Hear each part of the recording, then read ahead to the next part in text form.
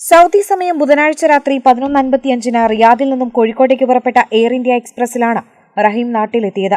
Jail ഉദ്യോഗസ്ഥരാണ് റഹീമിനെ എയർപോർട്ടിലെത്തിച്ച immigration ഉൾപ്പെടെയുള്ള നടപടിക്രമങ്ങൾ പൂർത്തിയാക്കിയത്.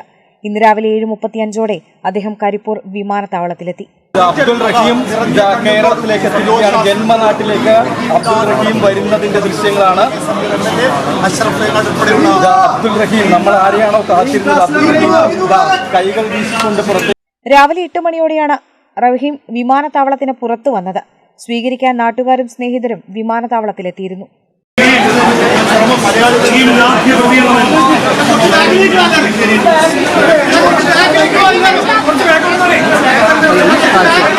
എല്ലാവർക്കും നന്ദിയെന്ന് അബ്ദുൾ റഹീം പ്രതികരിച്ചു.